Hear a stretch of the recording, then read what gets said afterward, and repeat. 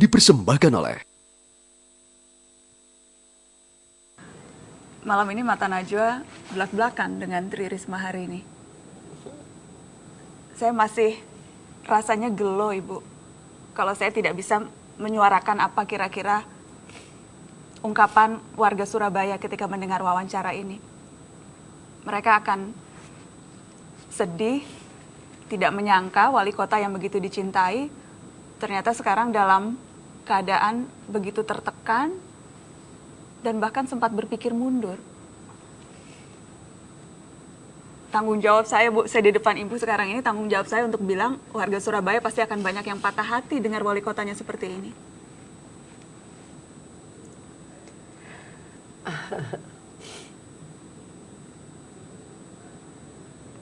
Orang-orang kecil yang tergantung pada Ibu. Itu yang saya pikirkan, Ma. Terus terang itu yang membebani saya.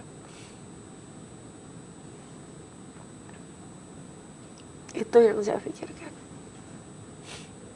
Yang jadi perhatian utama Ibu. Ya, saya cari itu satu-satu. Saya udah buat polisi anak yatim, kita biayai setiap hari kita kasih makan 3 kali sehari. Orang lansia miskin, kita berikan makanan setiap hari 3 kali sehari. Orang cacat. Terus saya rawat anak-anak yang tidak beruntung. Tapi anak miskin bisa sekolah tanpa melalui tes. Kita kasih sepatu, buku, tas. Anak miskin yang pandai kita berikan beasiswa. Bahkan ada yang kita kirim ke Malaysia untuk ngambil S1 sampai S3. Saya cari itu, saya cari warga satu-satu gitu. Saya minta lurah, warga juga saya nitip. Satu-satu memang itu yang saya pikir terus. Itu saya tidak tahu apa namanya. Itu saja yang saya terus terang saya pikirkan itu. Itu yang akan terus jadi pertimbangan utama Ibu. Iya, itu aja yang pertimbangan saya, cuman itu aja. Cuman itu aja. Ya, kalau yang lain saya yakin saya bisa ngatasi lah. Itu saja yang saya pikir. Dan seharusnya itu cukup untuk membuat seorang Tri Risma hari ini tidak usah jauh-jauh berpikir akan mundur. Saya tidak tahu, karena tadi saya katakan bahwa sebetulnya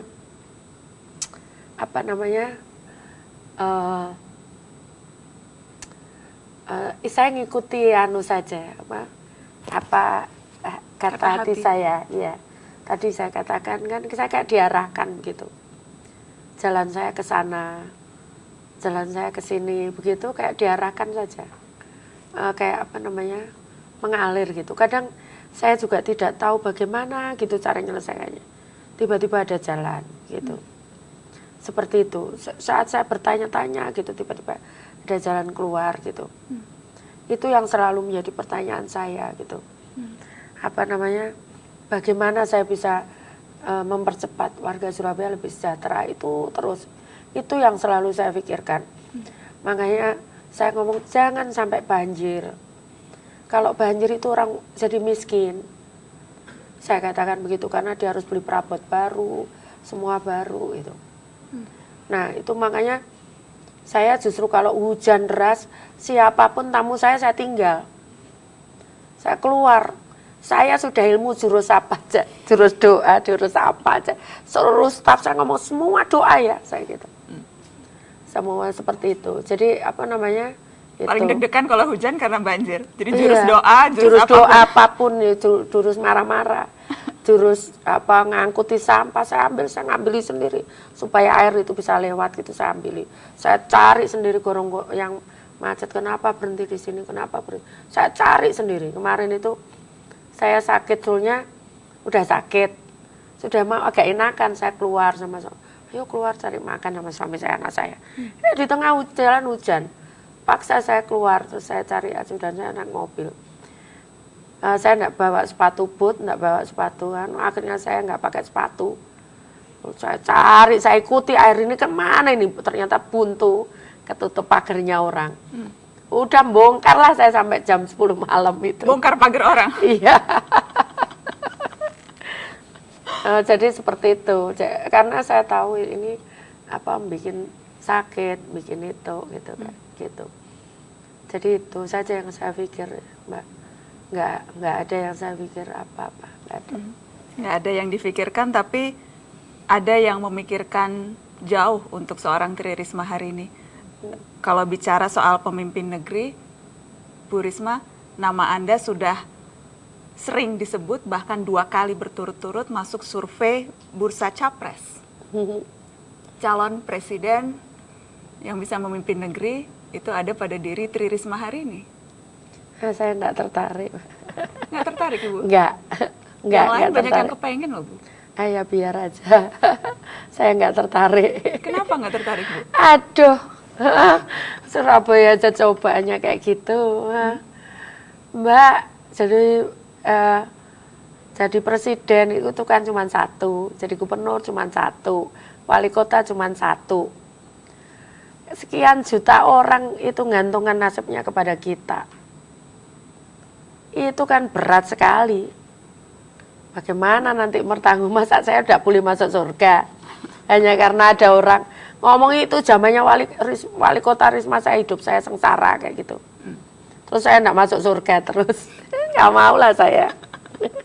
Tapi bahwa kemudian nama Ibu diperhitungkan untuk bisa masuk dalam bursa, itu rasanya tersanjung, Enggak, risih, saya malah sungkan, apa rasanya apa, Bu? nggak ada, saya enggak pernah baca itu. Makanya saya bacakan ke Ibu sekarang.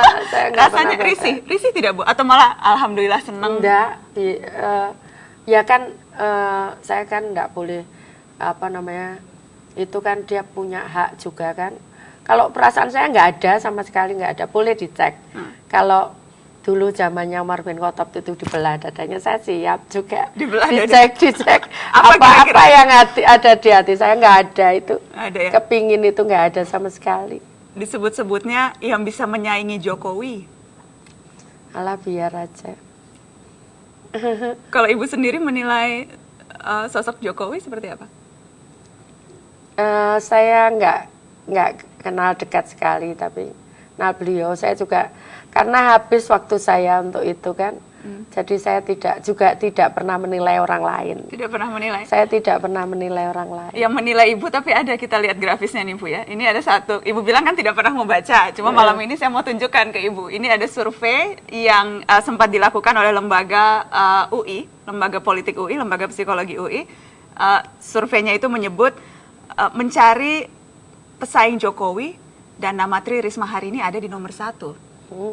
Ada nama Basuki Cahayapurnama, ada nama Anies Baswedan, ada nama Abraham Samad, tapi yang nomor 1-nya Risma. Ini jadi apa namanya, punya tanggung jawab kok jadi pesaing-saingan. Itu berat loh Mbak, tanggung jawab itu. Kok jadi saing-saingan? Yang dianggap bisa menyaingi kalau masuk dalam bursa. Tidak ada niatan sama sekali ke sana. Enggak.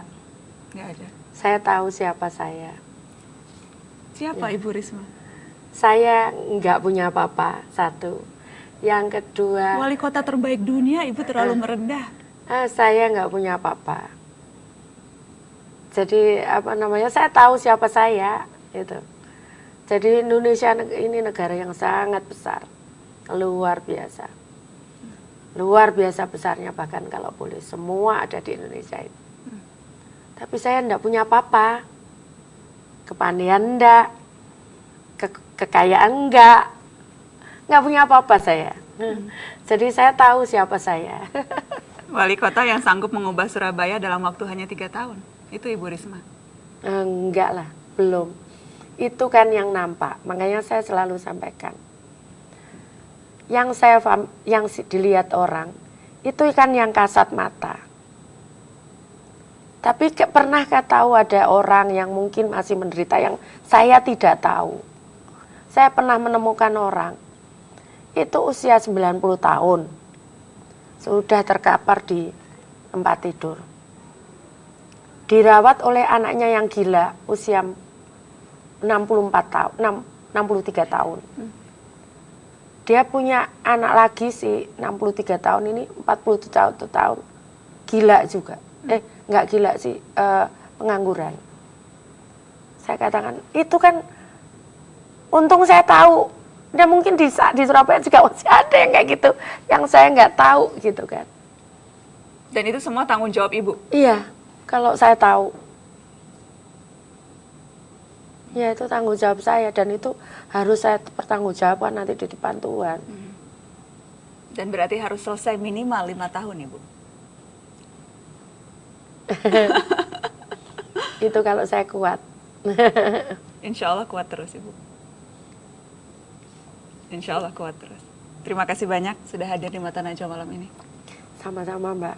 Ada yang Mohon maaf kalau Kenapa Ibu? Tidak ada yang perlu dimaafkan. Ibu mohon maaf, ada yang ingin Ibu sampaikan ke warga Surabaya? enggak, saya mohon maaf aja kalau ada kurang.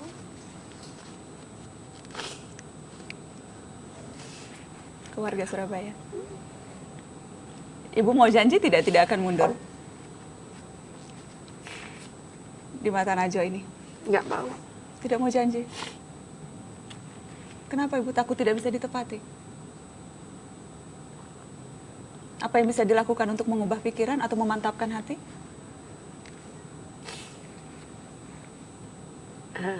Enggak ada, nanti nunggu petunjuk Tuhan.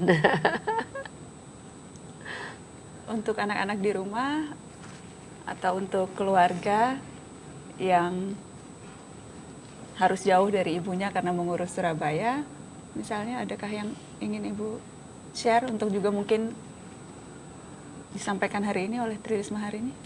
Enggak, saya kira anak-anak saya sudah paham lah gimana saya. Anak-anak yang lain Ibu, bukan anak kandung tapi Anak-anak kita yang lain. anak yang lain? Ya, anak-anak saya terutama yang di Surabaya, bahwa keberhasilan dan kesuksesan itu hak semua orang. Kalian tidak usah berpikir dari mana asal kalian. Siapa orang tua kalian? Orang tua kalian tukang beca. Orang tua kalian buruh cuci, kalian berhak untuk berhasil. Karena Tuhan itu adil. Terima kasih anak-anakku. Selama ini sudah menjadi anak-anak yang baik di Surabaya. Semakin lama semakin baik kalian. Banyak prestasi yang kalian raih. Terima kasih semuanya anak-anakku. Terima kasih Ibu Risma. Sama-sama. Selamat malam Ibu.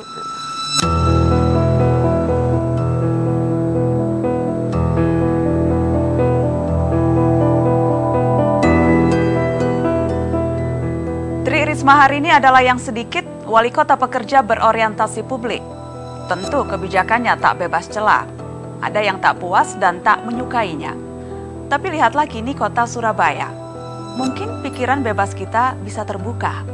Risma melakukan hal yang benar menjaga kota dari dominannya logika pasar. Apa yang disebut kepentingan warga, gamblang menjadi pusat perhatiannya. Dia tahu faedah belusukan langsung ke warga untuk mengerti persoalan. Kini Risma bersuara lelah. Kedaulatannya sebagai wali kota dibuat goyah. Politik menggerogoti kepemimpinannya. Ihwal mundur berada di benaknya. Jika kuasa berarti pengabdian, sudah selayaknya Risma tetap bertahan.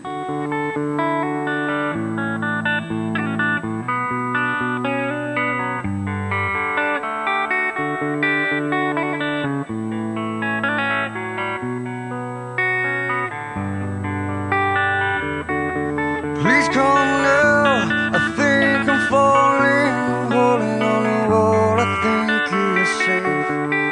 It seems I found the road to nowhere, and I'm trying to escape. I am back when I heard thunder, but I'm down to one last breath. And will it let me say, hold me now, I'm 6 feet from the edge.